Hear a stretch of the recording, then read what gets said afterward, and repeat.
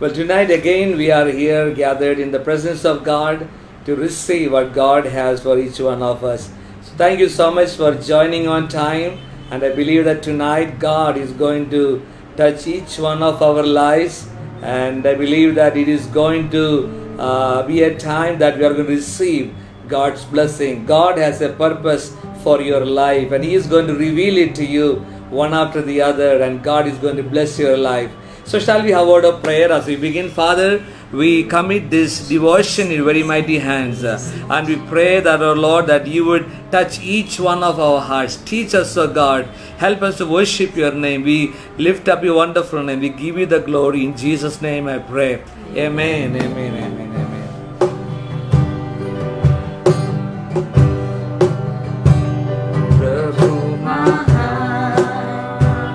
विचारू कार्य तेरे कितने अद्भुत जो तूने बनाए, देखूं तारे सुनूं गर्जन भयंकर सामर्थ तेरी सारे भूमंडल पर प्रशंसा हो वे प्रभु यीशु की। कितना महान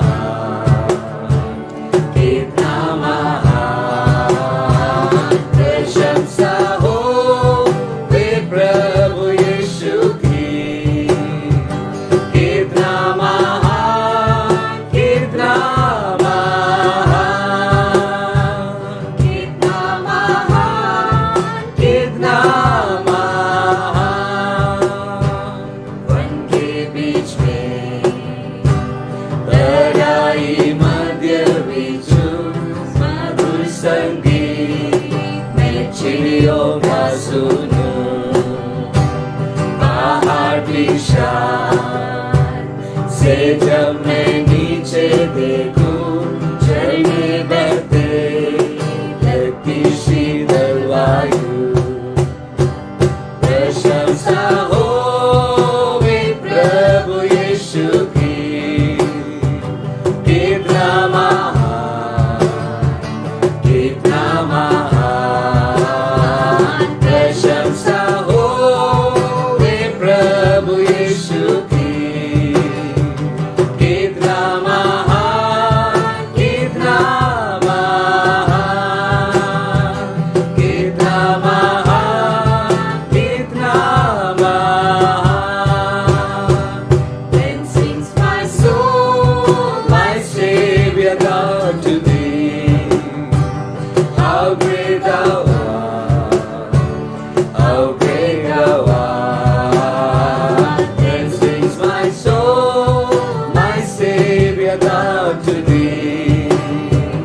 How great thou art, how great thou art, how great thou art, how great thou art, how great thou art, how great thou art.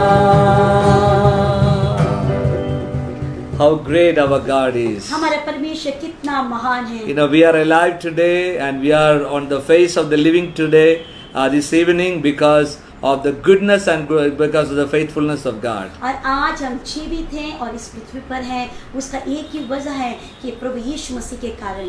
So thank you once again for joining us. I just want to welcome all the dear ones who are there on time. Thank you. God bless you. और धन्यवाद हम सबके साथ जुड़ने के लिए। I see Sudipti, I see my brother, and Meenakshi, Kumar, and Lilith, and Suresh Davar, Kushbu Gupta.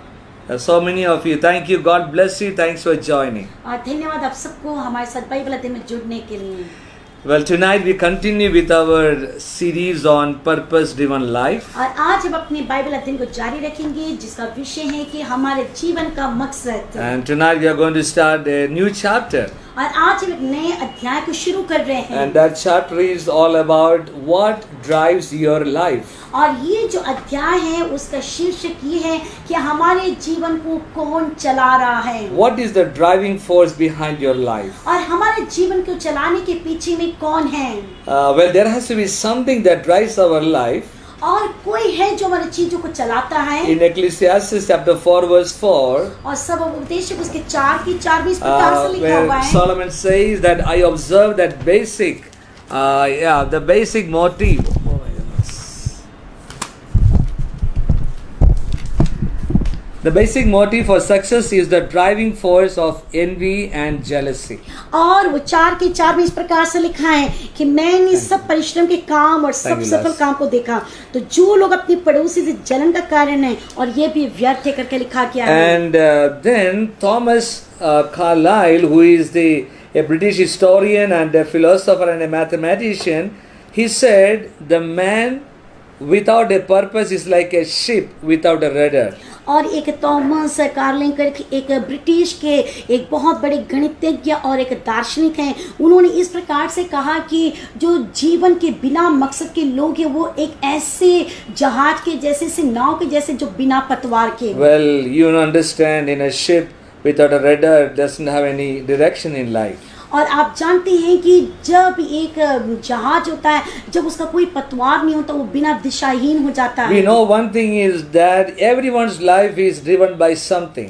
और हम सब जानते हैं कि हर एक व्यक्ति के जीवन को चलाया जाता है किसी के द्वारा। The word drive or the word drive in a dictionary means to guide, to control or to direct. और फिर जीवन को चलाना, मतलब किसी भी चीज को चलाना, इसका अर्थ ये होता है कि दिशा देना, मार्गदर्शन देना और सही राह को ले जाना। Whether you are driving a car यदि आप कार को चला रहे हैं or driving a nail on the wall और दीवार में या तो कील को ठोक रहे हैं or a golf ball, you are guiding that to a direction. और आप गोल्फ को खेल रहे बॉल को, तो बॉल को एक दिशा दे रहे हैं। You are directing that particular thing into a particular place or a goal. और आप एक विशेष एक लक्ष्य की ओर उसको दिशा दे के ले जा रहे हैं। Well, my question tonight to you and all of us here is that what is that force and what is that thing that is driving your life? और आज मेरा सवाल आपके लिए ये है कि आपके जीवन को कौन चला रहा है। Maybe tonight you are driven by a problem or a pressure or a deadline. और हो सकता है कि आज ये रात्रि काल को आप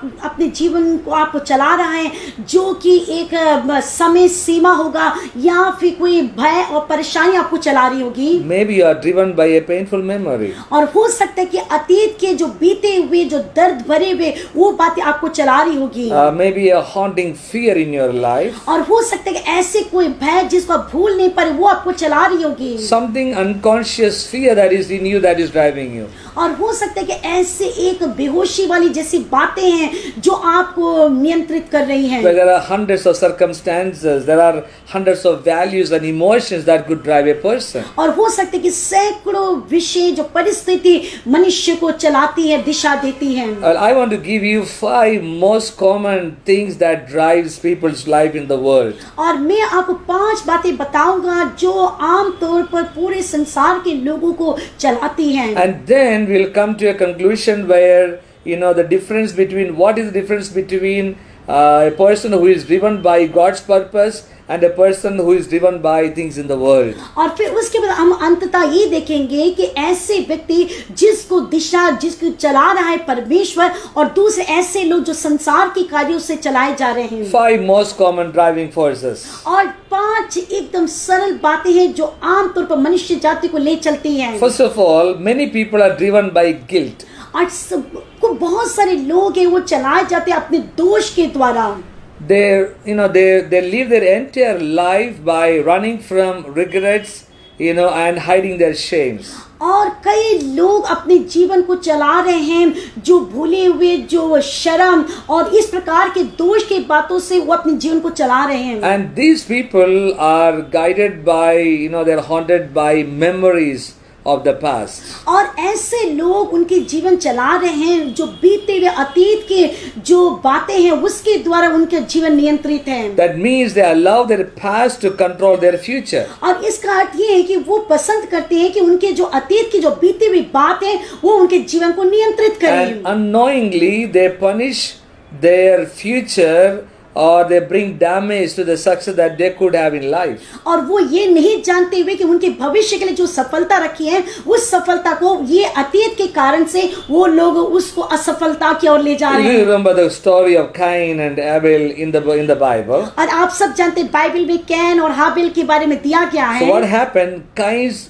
guilt that disconnected him from God. और जो कैन की जो दोष है उसके जीवन के जो अपने आप में दोष लगा ना वो दोष ने उसे परमेश्वर से अलग कर दिया। What did God tell him? और परमेश्वर उससे क्या कहा? In Genesis chapter 4 verse 12, God said to Cain, और उत्पत्ति उसके 4:12 में परमेश्वर कैन से कहता है, He says, you will be a restless wanderer on the earth. और परमेश्वर से कहता है कि तू भूमि में बिना विश्राम करके भटकने वाला एक व्यक्ति होगा। This describes most people in the world today. और आज के संदर्भ में देखते हैं तो अनेक मनुष्य लोगों का जीवन इस प्रकार से They है wander in their life without a purpose. और वो अपने जीवन में इस संसार में बिना मकसद के भटक रहे हैं। Remember, we are a product of our past. और आप स्मरण रखिए हम जो बीते हुए बातों के उत्पाद है, प्रोडक्ट है, But I and you don't have to be a prisoner of the past. लेकिन हम उसके कैदी नहीं होना है।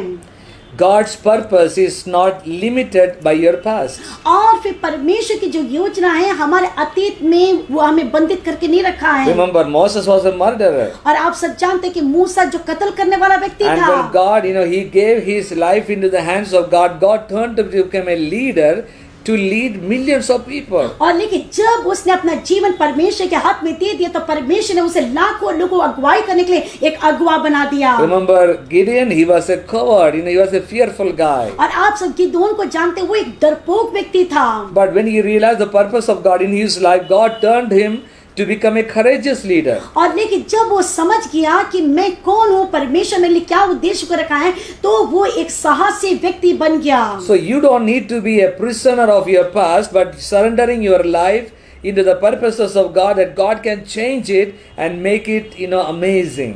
और इसलिए आपको अपने अतीत के जो डर में आपको बंधे रहने की जरूरत नहीं, लेकिन परमेश्वर ने आपको जो भविष्य रखा है उसमें आप जाना है। Let me tell you one thing that God is specialized in. और मैं आप लोग बताना चाहता हूँ कि परमेश्वर ने क्या एक विशेष कार्य को रखा है। God is specialized in giving people fresh start. और परमेश्वर की खासियत ये है कि वो लोगों को एक नई ताजगी को देता है। A fresh start for everybody's life. हर एक के जीवन में एक नई शुरुआत की ताजगी को देता है। In Psalms 32 verse 1 it says, और भजन संगीता 32:1 में इस प्रकार से लिखा हुआ है, it says, what happiness for those guilt has been forgiven. और ऐसे कौन से दोष हैं जिसको मतलब भूला जा नहीं सकता। Yeah, it's Psalms 32 verse 1. और उसके 32 के पहले पद में इस प्रकार से लिखा है। So it says in the Living Bible, it says that what happiness for those guilt have been forgiven. और ये मतलब उन लोगों के जिनके अपराध, जिनके दोष को क्षमा किया गया है। What relief for those who have confessed their sins and God has cleared their record. और उनके जो पाप है, उनके जो दोष है, परमेश्वर ने अपने लेखा जो कि किताब से मिटा दिया है। I remember the story of this great missionary, great preacher. और मैं एक बहुत महान मिशनरी की कहानी को स्मरण करता हूँ। And so he was asking God, because he was not living a good life, and then God touched him. He turned his life back to the Lord and gave his life to the Lord. He became a preacher. और फिर वो प्रभु से बहुत दूर था, लेकिन जब वो प्रभु के सामने आया, अपने जीवन को समर्पण के एक महान प्रचारक बना। So he said, God, like what about my past? What about things that I have done in my past, the sins that I committed? और फिर उसने कहा कि परमेश्वर मैंने अतीत में क्या पाप किया है। What about those things? So God showed him a dream. और वो जो पाप है वो तू मुझे बता, तो परमेश्वर उसको एक सपने में उसको इस प्रकार से कहा। In that dream, और उस सपने में God is giving a book in his hand. There was a book given in his hand. और परमेश्वर उसके हाथ में किताब दिया। And all the few pages in the beginning are all completely blank. और फिर उसके जो शुरू के बहुत सारे पन्ने थे जो उसके अंदर कुछ भी नहीं लिखा गया था। And then in the middle of the book, there was a date written. और उसके जो किताब के मध्य में कुछ दिनांक, तारीख लिखी हुई थी। And then things happened after that are written in that book. और उसके बाद उसमें लिखा गया था कि क्या क्या घटना घटी। कहा कि उद्धार के पहले तूने जितने भी पाप किए थे उसको मैंने सब तरीके से मेरे किताब से मिटा डाला है और वही बातों को मैं लिखा हूँ अपने किताब में तेरे उद्धार पाने के बाद। That's what psalmist says here. और यही पर भजन संगीता वाला भी यही कहता What है। happiness for those whose guilt have been forgiven. और कहा गया कि कितने आनंद की बात है कि जिसके पूरे पाप और दोष को मिटा दिया गया है। And what relief for those who have confessed their sins and God has cleared the record. और कितनी ही अच्छी बात है जिसकी परमेश्वर ने सारे पापों को क्षमा करके उसको ढाप दिया है। Many people are driven by guilt. और कई लोगों को चलाए जा रहे हैं उनके दोष के Remember, द्वारा। there are 5 things that many people are driven in this world by, forces that people are driven by. और जैसे मैंने आप लोगों को बताया कि 5 जो कारण हैं, जो चीजें हैं जो लोगों को इस संसार में उनके जीवन को चलाती Okay, है। let me give you the second one. और मैं दूसरे बात को बताना चाहता हूँ। Many people are driven by resentment and anger. और फिर कई लोग अपने जीवन को चलाए जाते हैं उनकी नाराजगी और क्रोध के द्वारा। This is also so many people are guided by, not like driven by that. और इस संसार में कई लोग ये जो चीजों के कारण उनके जीवन चला रहे हैं। So they don't allow the past, the hurts that happened in the past to be gone, but they keep it on and over in their heart. और क्या करते हैं ऐसे व्यक्ति जिनका जीवन इस प्रकार से चलाए जाते हैं, वो लोग अपने जीवन में जो अतीत में जो भी दुख और हर्ट उनके जीवन में चोट पहुंचाए उसको वो निकालना नहीं चाहते, उसको रखे रहते हैं। They need to release it. और उन्हें उसको छोड़ना है। But they don't do it, but they rehearse it. और लेकिन वो ऐसे नहीं करते, लेकिन उसको दोहराते रहते हैं। And the pain that they have in their hearts, they just keep on remembering those pain that somebody has hurted them, so they just keep it in their heart. और वो क्या करते हैं कि कोई उनके द्वारा जो बुरा कार्य अपन को रखते हैं। So remember, if there is a bitterness in your heart against somebody, it is going to hurt you more than the other person. लेकिन एक बात को स्मरण रखिएगा, यदि आप किसी के प्रति कुछ कड़वापन रखे हैं तो वो व्यक्ति से ज्यादा आप अपने आप को नाश कर रहे हैं। Some people just keep it, internalize it, just keep it in their heart. और कई लोग क्या करते हैं अपने इस प्रकार के जो दर्द को अपने अंदर ही अंदर रखते हैं। But some people explode with that anger, bitterness in their heart. और लेकिन कई लोग क्या करते हैं अपने इस जो कड़वापन को क्रोध के कारण दूसरों के ऊपर उतार देते हैं। Somebody said bitterness is a poison that people drink, thinking that the other person is going to be harmed because of that. और किसी ने इस प्रकार से कहा है कि कड़वापन एक ऐसा जो विष के समान है, जो उसको पीता वो सोचता है कि दूसरा व्यक्ति मारा जाएगा, लेकिन ऐसा नहीं, वो अपने आप को समाप्त कर रहा है। But it is hurting that person who is keeping the bitterness more than the other person. लेकिन वो अपने आप को वो खत्म कर रहा है दूसरे व्यक्ति को नाश करने के बजाय। Maybe the one who was offended, he or she has already gone beyond that, forgotten that, and she is living or he is living a good life, but you are keeping it in your heart and allowing your body, your soul and relationship to be impacted by that. और जिसने आपको दोष दिया होगा, आपको दुख पहुंचाया होगा, और वो सब बात को भूल के आगे निकल गया है, लेकिन आप उस कड़वाहट, उस क्रोध को, उस दर्द को लेकर अपने आप को आप चोटिल कर रहे हैं। You are like keeping that in the cooker or in the stew and just cooking it over and over again and hurting yourself. But rather it is important that you need to forgive and move on. और हो सकता है कि आप उस cooker के जैसे हैं जिसके अंदर जो स्टू बनाया जा रहा है उसको दबाव के कर उसको अपने आप को दबाव देके आप मर रहे होंगे, लेकिन आपको आज ये सब छोड़ना है और आगे बढ़ना है। How can another person hurt you? It is only by when you keep it, that is more hurting you, and that is not hurting the other person. So it's very important that we need to just forgive and move on in life, because otherwise you will never be able to reach the purpose that God has for your life. और यदि आपको किसी ने चोट पहुंचाया है तो उस चोट को आपको पूरी तरह से निकालना है, तभी वो लोग जो आपको चोट पहुंचाए उसमें से आप आजादी को पा सकते हैं, और उसी के द्वारा परमेश्वर आपके लिए जो मकसद रखा है उस मकसद तक आप प्राप्त कर सकते हैं। Remember, your past is past. और आप एक बात को स्मरण रखिएगा, आपकी अतीत है वो अतीत में चली गई है, Nothing will change it. और उसको कोई बदल नहीं सकता। So what can you do with the hurt that happened in the past? और लेकिन आप क्या कर सकते हैं जो अतीत में जो चोट पहुंचा है? What you need to do is forget it, forgive and forget about it and move on. और आपको क्या करना है, अतीत की जो भी बातें उसको भूलना है, उसको पूरी तरह से छोड़ना है और क्षमा करके आगे बढ़ना है। Well, if you have learned something from it, there is something to learn from the past mistake that happened. You can learn from it, not making the mistake again, but you need to just just let it go and move on with the purpose that God has for you. और अतीत में जो भी बातें हुई तो उसमें से यदि आपने कुछ बातों को सीखा है तो उसको सीख लीजिए, और अन्यथा आप सब बातों को छोड़ते हुए आगे चलते प्रभु के द्वारा जो रखा हुआ मकसद है उसकी ओर बढ़ जाएं। Job chapter 5 verse 9 says, और आयुब उसके जो 5:9 में इस प्रकार से लिखा हुआ है, it says that to worry yourself to death with resentment would be a foolish and senseless thing to do. और उसके 9 पद में ऐसा लिखा हुआ है, I think verse 2, you can just read that too. Yeah. क्योंकि मूर्ख तो खेद करते करते नष्ट हो जाते हैं और भोले जलते जलते मर मिटते हैं। See, this is foolishness. और ये मूर्खता है। Keeping bitterness in your heart, the Bible says, to worry yourself to death with resentment would be a foolish thing, senseless thing to do. और प्रभु का वचन कहता है कि ये कैसे मूर्खता की बात है, जो नाराजगी है, जो क्रोध है, उसको लेकर अपने आप को समाप्त करना।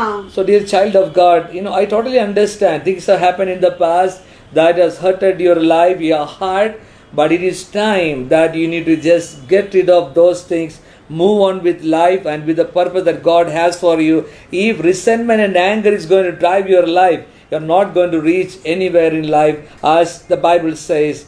It doesn't lead us to anywhere. और प्रभु के लोगों में आप लोग बताना चाहता हूँ, जरूर अतीत में आपके जीवन में कुछ ऐसा चोट पहुंचा होगा जिसको भुला नहीं पा रहे, लेकिन मैं आपको बताना चाहता हूँ सब बातों को छोड़ते हुए आप आगे बढ़िए, और परमेश्वर ने जो आपके लिए जो लक्ष्य को रखा है उस लक्ष्य की ओर बढ़ जाइए। नाराजगी और क्रोध के द्वारा अपने जीवन को आप बिना लक्ष्य के और ना चाहते समाप्त ना कर दें। So first of all, many people are driven by guilt. और सबसे पहले मैंने बताया कि कई लोग चलाए जाते हैं दोष के द्वारा। That is the driving force for them. और उनके लिए वो सबसे बड़ा कारक है जो उनके जीवन को चलाने But वाली then है। many people are driven by resentment and guilt. और कई लोग चलाए जाते हैं जो नाराजगी और क्रोध के द्वारा। I'll do one more and then we will pray. और मैं एक और बात बता के आज हम प्रार्थना करेंगे। Many people are driven by fear.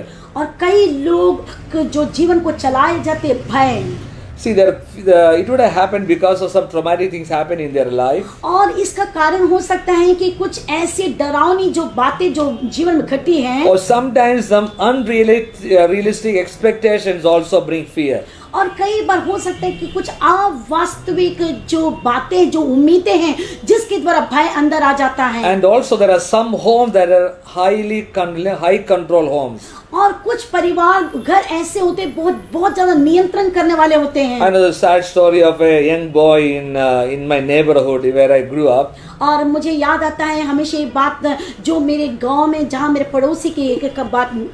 The father was in military. They are probably one of the richest families in that area. और उनके पिताजी जो मिलिट्री में थे और उस जगह के सबसे धनवान लोग थे। Only one son. सिर्फ एक मात्र बेटा। So he went to Chennai. और वो चेन्नई में गया for his studies. उसके पढ़ाई के लिए। So the father always was very strict with the children. और ये जो पिता था अपने बेटे के प्रति बहुत सतर्क था। And even if he said 100 rupees, he would take every detail of every money that he spent. और यदि पिता उसको 100 रुपए भेजता तो वो 100 रुपए की सारी बातों का वो जायजा लेता था।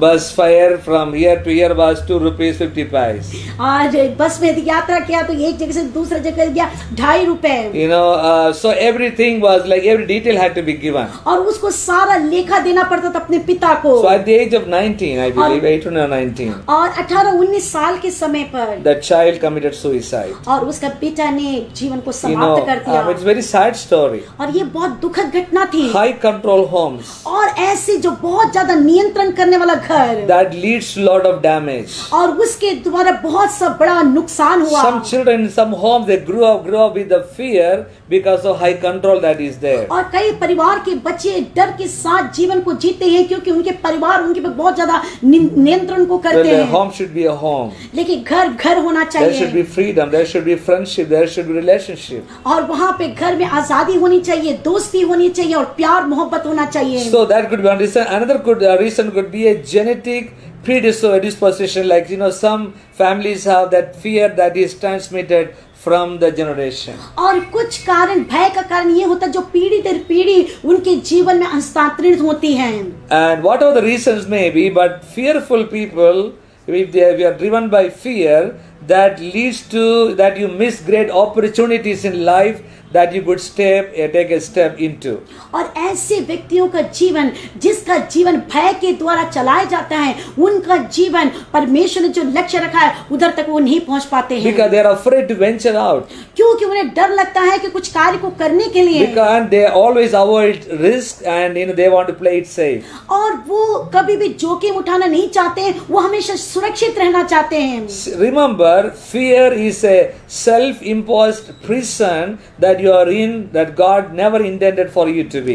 और फिर आप एक बात को स्मरण रखिए कि जो भय है वो ऐसे एक जेल बंदी गृह के जैसे जो आप अपने द्वारा उसको निर्माण करते हैं, परमेश्वर उसको नहीं पसंद And you करता, must move against fear. और आपको डर से बाहर निकलना है। There are two weapons to do that. और उसके लिए दो प्रकार के हथियार हैं, One is faith और पहला and the विश्वास other one is love. और दूसरा है With Prem. faith and love, जब विश्वास और प्रेम, you can come out of this prison of fear and move on in life. और जब आप उस बंदी से बाहर आते हैं विश्वास और प्रेम की तरफ आप आगे बढ़ते हैं। Sometimes you need to take some risk and move on in life. और कई बार जीवन में कुछ जोखिम को लेकर हमें बाहर बढ़ना होता है, Because God is in control. क्योंकि परमेश्वर नियंत्रण करता When you है। have that faith, और जब इस प्रकार का विश्वास होता God है, will do great things through your life. परमेश्वर आपके जीवन के द्वारा महान कार्य को करवाता है। Bible says in 1 John chapter 4 verse 18, और पहला यूहन्ना उसके 4 के 18 में इस प्रकार से लिखा हुआ है, well-formed love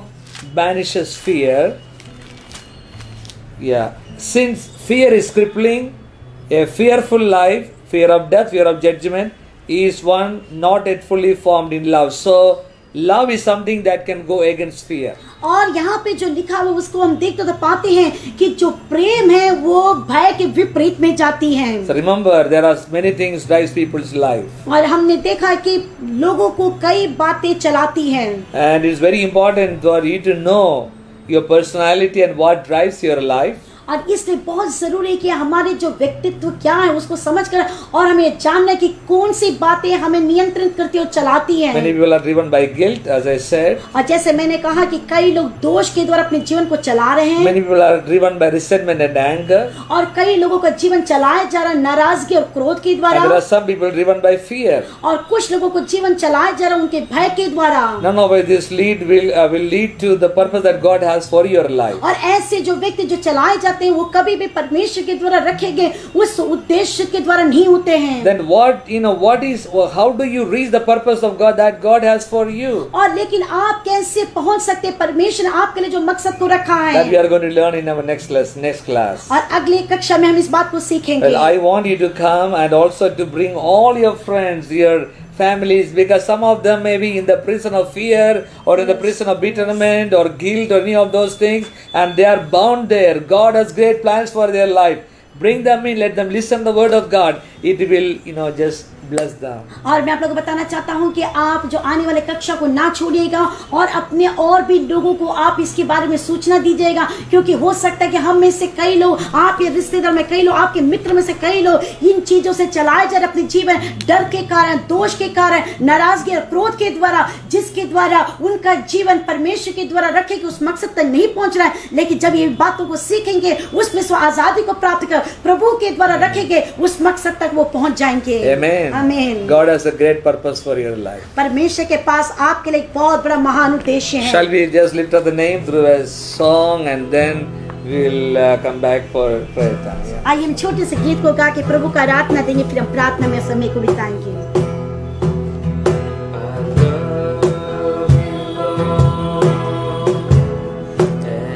Rejoice.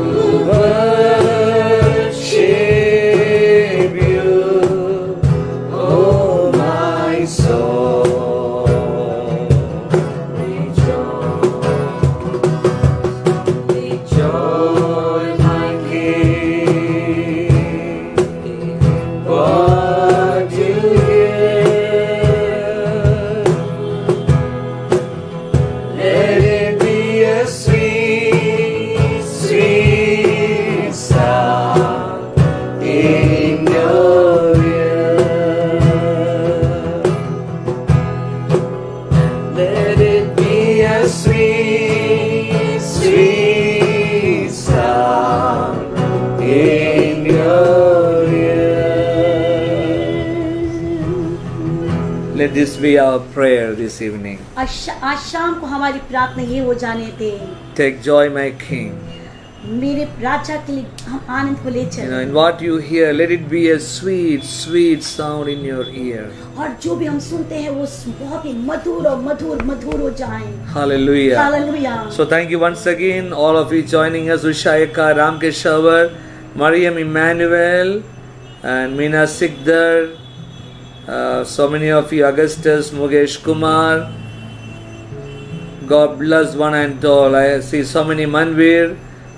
So many names are coming up. God bless you. Thank you once again for joining. और परमेश्वर आप सबको आशीष दे हमारे साथ जुड़ने के लिए। We're going to spend some time in prayer. आइए हम कुछ समय व्यतीत को करें प्रार्थना में। Whatever needs you have tonight in your life, आज शाम को आपकी जो भी जरूरत है, God is going to meet all the needs. और परमेश्वर आपकी सारी जरूरत को पूरा करे।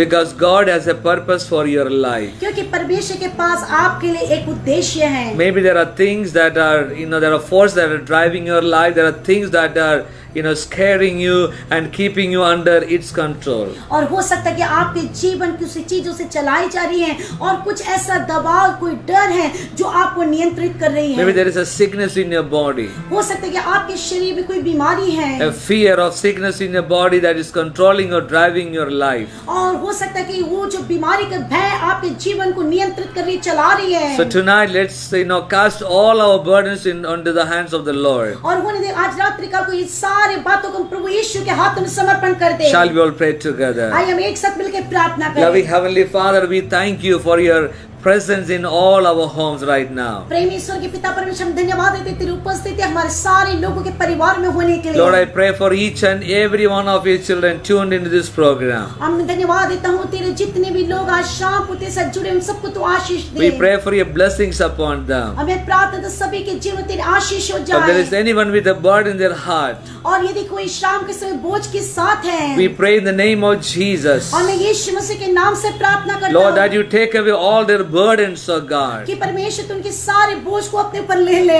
Release them from every kind of burden in their hearts. और उन्हें तू आजाद करके उनके सारे बोझों से। Lord, if there is anybody suffering with a sickness in their body, और यदि कोई शाम के समय अपने शरीर में बीमार है, in the name of Jesus, यीशु के सामर्थ्य नाम we से pray for healing right और now. हम चंगाई के लिए प्रार्थना करते हैं। Thank you, Jesus. धन्यवाद हो यीशु। Lord, we cast all our burdens onto you. और हम अपने सारे बोझ को तेरे पर डाल देते We हैं। thank you for speaking to our hearts once again. हम धन्यवाद देते एक और बात तूने हमारे हृदय से बातें की Lord, that you have created us with a purpose. कि तूने हमारी सृष्टि के एक पर्पस के लिए, एक मकसद के लिए, Even before we were formed in the womb of our mother, Lord, you have seen us and you have, Lord, formed us and you have had a purpose for our lives. और हमारे माता के गर्भ में आने के पहले ही तूने अपने मन में चित्त लगा के हमें देखते हुए हमारे लिए उद्देश्य के साथ तूने हमें सोच लिया था। I pray for each and every one of your children listening to us right now. और इस समय जितने लोग तेरे वचन को सुने, हम हर एक प्रत्येक के लिए प्रार्थना करते We हैं। pray for your blessings upon them. हम उनके लिए आशीष के लिए प्रार्थना करते We हैं। give you the glory. हम तुझे महिमा देते हैं। Thank you, Jesus, for hearing and answering हम us. धन्यवाद देते तूने हमें प्रार्थना सुन के उत्तर दिया। In Jesus' name I pray. यीशु के सामर्थ्य नाम से प्रार्थना And मांगते all हैं। of us together say, और हम एक साथ मिलकर कहें